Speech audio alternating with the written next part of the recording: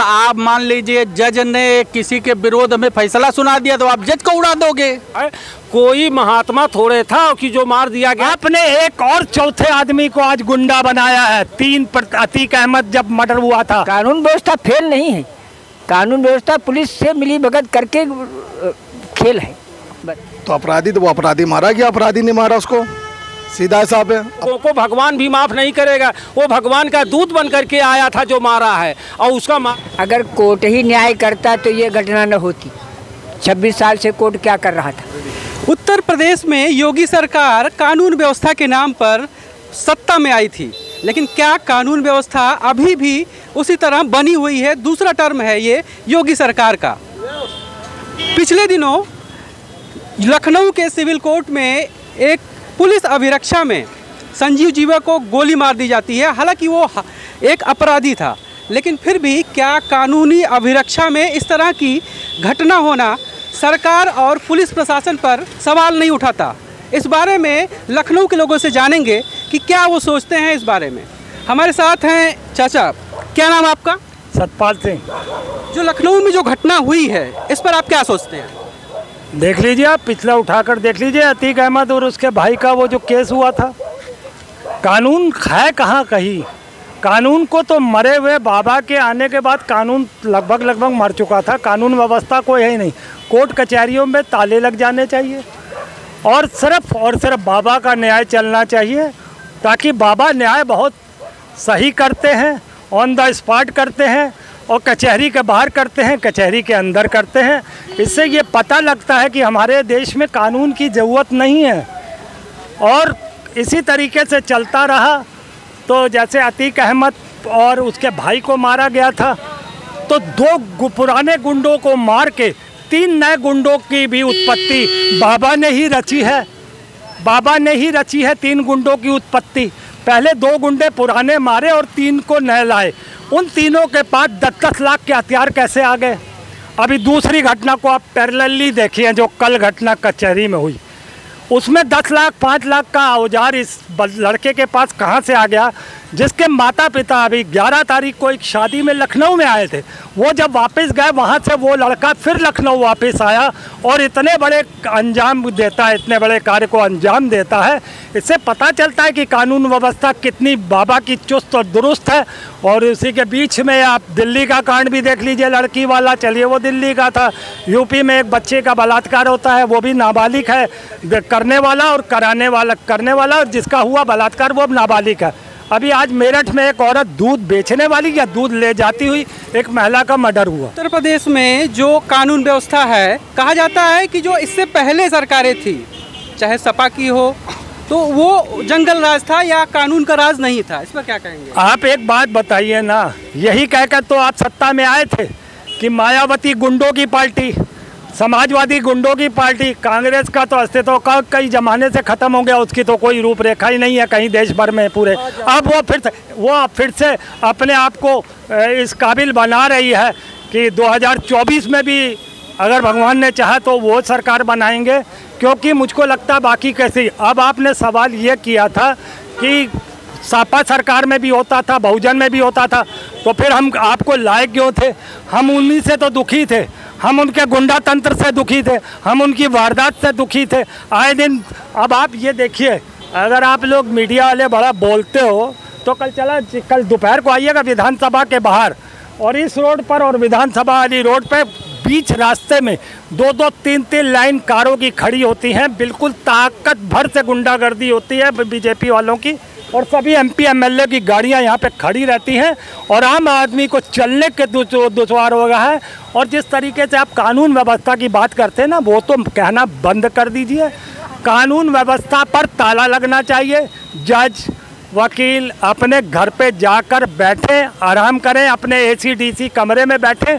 कानून की उन्हें इस देश को कोई ज़रूरत नहीं है। जब बाबा ही सब कुछ हैं तो फिर कानून की ज़रूरत क्या है? आप अपराध सीखना चाहते हैं तो बाबा की शरण में आए, आपको अपना एनकाउंटर कराना है तो बाबा की शरण में आए। फिर बाबा आपको कहाँ ले जाएंगे? कोर्ट के बाहर या कोर्ट के अंदर? आप ये देखिए कि माफिया राज तो खत्म हो गया ना, जितने माफिया थे प्रदेश से बड़े माफिया वो खत्म हो गए। हाँ तो ठीक है ना, माफिया खत्म हो रहे हैं, मगर जो माफिया ख़त्म करना चाहते हैं वो खुद माफिया बन चुके हैं। सर, कानून व्यवस्था नहीं चलनी चाहिए, कोर्ट कचहरी का फिर क्या मतलब है? अगर बाबा ही अगर न्याय करेंगे तो इसका मतलब बाबा गुंडई पे उतर रहे हैं। कानून व्यवस्था तो कोई है नहीं। आपका कहना है कि जो तरीका है वो तरीका गलत है? तरीका गलत है और मैं इतनी देर से क्या चिल्ला रहा हूँ? तरीका ही तो गलत है और क्या गलत है? आप अपने हाथ में कानून ले लोगे और युवाओं को गुंडा बनाओगे। एक और चौथे आदमी को आज गुंडा बनाया है। अतीक अहमद जब मर्डर हुआ था तब 3 लड़कों ने बंदूकें चलाई थी, उनके पास 10-10 लाख के हथियार कैसे आए? इस लड़के के पास 8 से 10 लाख का हथियार कैसे आया, जबकि वो गरीब श्रेणी का आदमी था? ये सब जानने की देश को ज़रूरत नहीं है। तो अगर आप ऐसी सत्ता को, जो प्रोपोगंडा की सरकार हो, जो जुमलों की सरकार हो, जो सिर्फ हिंदू मुस्लिम करने की बात करती हो, हिंदू मुस्लिम जिन्ना पाकिस्तान, ये सब करने की बात हो, हिंदू मुस्लिम का कोई सवाल नहीं है। जो बात कर रहे हैं ये अत्याचार की बात कर रहे हैं, अत्याचार के पक्षधर हैं। और यही लोगों जैसे लोग जब तक ये प्रदेश में और जनता और समाज में रहेंगे तब तक स्थिरता कभी आ ही नहीं सकती। अभी जो हुआ है कल लखनऊ कोर्ट में, उस पर क्या कहेंगे? उस पर यह कहना है कि वह अपराधी सन 1997 से लगातार जो है अपराध पर अपराध किए जा रहा है। कई विधायकों को, मंत्रियों को मार चुका है और हजारों और अन्य अपराध कर चुका है। कोई महात्मा थोड़े था कि जो मार दिया गया। इनको महात्मा नहीं था, इसका मतलब क्या कि कोई भी नहीं था, उसका मारा जाना आवश्यक था। ऐसे लोगों को अब जनता नहीं छोड़ेगी, चाहे कितना बड़ा बाहुबली क्यों न हो, क्योंकि अब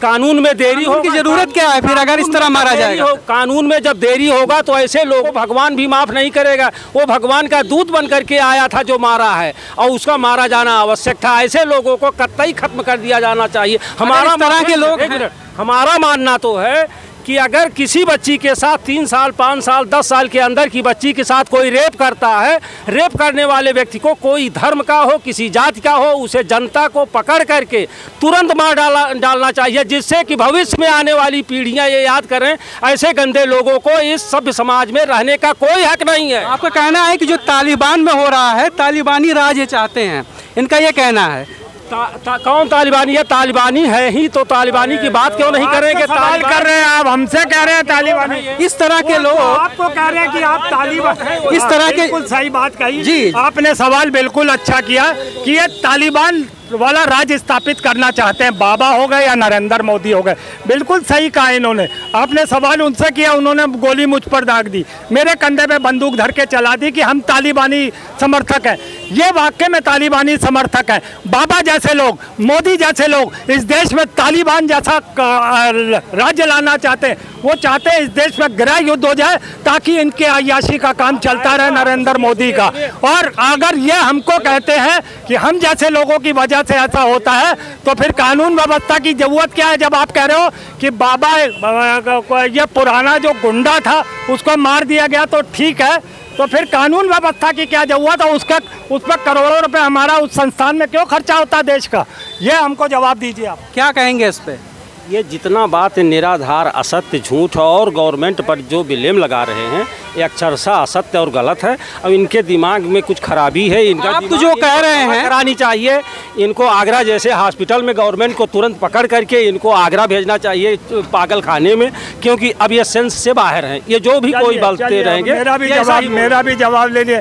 इन्होंने मुझे कहा आगरा में, आगरा थोड़ा छोटा है, छोटा पागल खाना है। मैं अपने भाई को रांची में भेजूंगा अपने पैसे से, अपने पैसे से इसलिए भेजूंगा क्योंकि मुझे इन पे बड़ी दया आ रही है कि अंधभक्ति का इतना गंदा इन्होंने चश्मा पहन रखा है कि इनको कुछ भी समझ में नहीं आ रहा। ये तो मैं आगरा के पागल खाने भेज रहे थे, बहुत छोटा है। मैंने रांची के पागल खाने में अपने खर्चे से भेजूंगा। मेरी औकात एक आम आदमी की है, मिडिल क्लास की है। मैं चंदा इकट्ठा करके इनको वहाँ पर इलाज कराऊंगा। पिछली सरकारों में इन्होंने बहुत घूस खाया है, अरबों रुपए की संपत्ति। बात हो रही है कानून पे नहीं कहा। भैया आपके मुंह में घी शक्कर। मेरी अगर अरबों रुपए की संपत्ति है तो आप जिसकी भड़वई कर रहे हो तो आपके पास तो खरबों की संपत्ति होगी।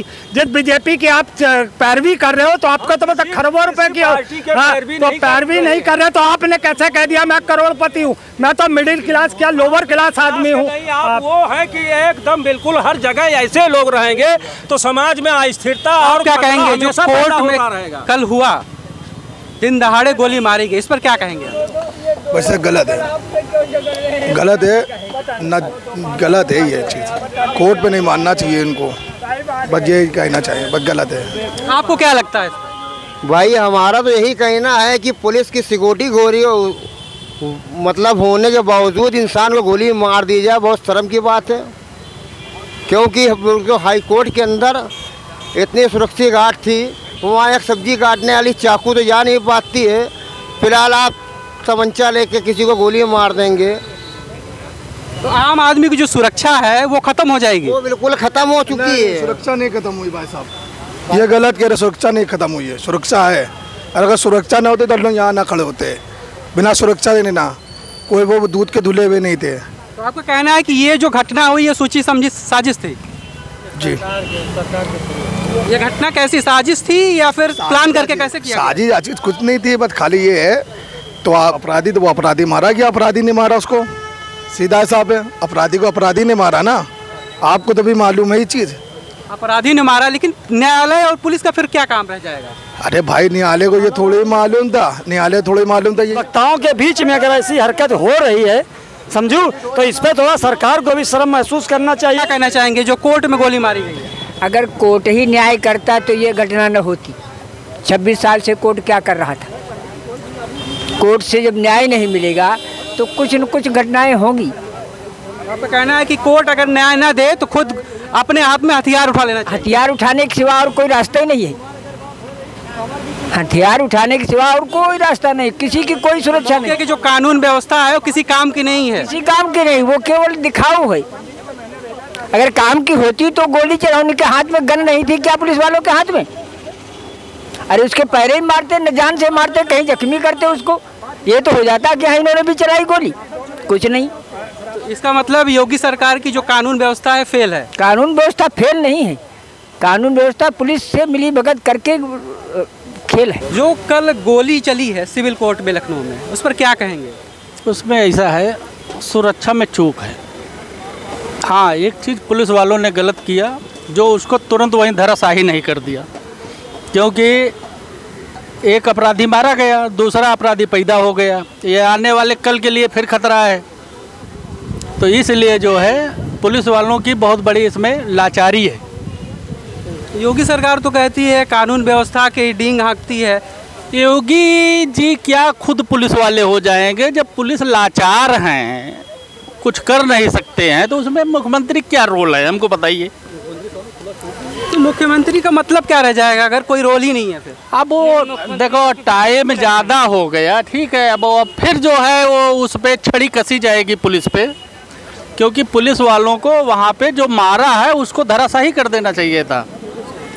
तब जो है जनता के अंदर जो है संतुष्टि मिल जाती है। जनता अब इसमें तो जज भी डर रहे होंगे कि आज पुलिस आज जो है एक अपराधी को मारे, कल आकर के जज को उड़ा देंगे अगर उनके विपक्ष में फैसला सुनाएंगे। तो इससे जो है जनता के अंदर आक्रोश तो पैदा होगा और डर होगा, भय होगा, जज भी डरेंगे।